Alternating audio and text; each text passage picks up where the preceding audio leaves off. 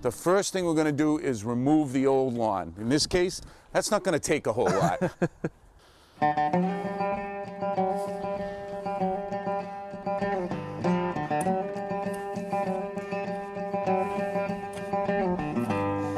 Well, now that all the grass is removed, it's time to make the first pass with a rototiller. It's so important to loosen up that top 6 to 8 inches of soil so that the roots of the sod can get down in so it's a nice strong grass. Now we're going to spread a 1-inch layer of compost over the yard. That's this landscaper's gold right here.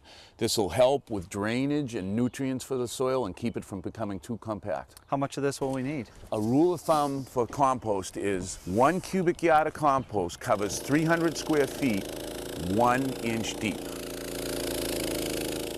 Now is the time for the rough grading. We're going to knock down the high spots and fill in the low spots.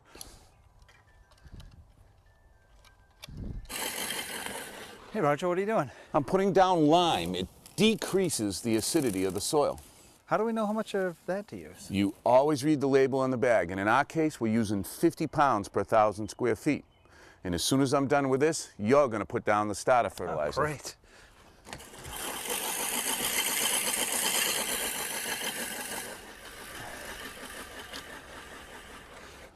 It's my daughter Emily. She just got home from school. Hi, Emily. Hi. Can we put her to work? Absolutely. Okay. We always like to start on a nice straight line. It makes it easier to lay the sod. So we're going to get the first piece down here and roll it down to you. Roll it all the way down, tuck it right up to the fence. Great. Now let's hop down to the next piece.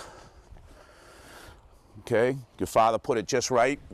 The only thing I don't like is footprints underneath my sod, so we'll take care of that. No more of those, please. Roll that down. Okay. Now the key's in here. See where this seam is? If we don't tuck that better together, it'll dry out. So what we got to do is just knit it together. All right, let's just keep going. Here's our first row. This is the seam we made that we tucked together so nicely. What I like to do with the second row is span that. So we have the roll like this. It's half on this roll and half on that roll. Going straight across stops the seam. We don't have a lot of straight lines in the lawn, and it makes it stronger. Okay.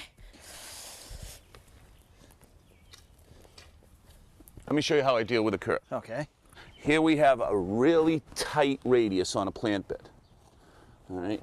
I suppose you could just roll a piece of sod out so it covered it and then cut it like this to make the curve, but then you left it a very thin piece on the edge. It could dry out. Okay. What I like to do is line the inside edge up on the curve. I use this hump in the middle to make the curve.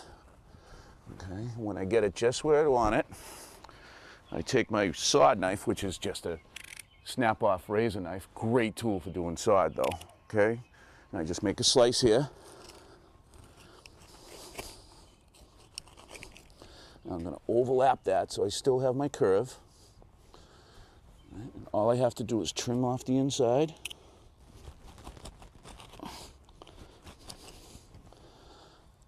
And I end up with a curve with one continuous piece of sod. That looks great. Works great.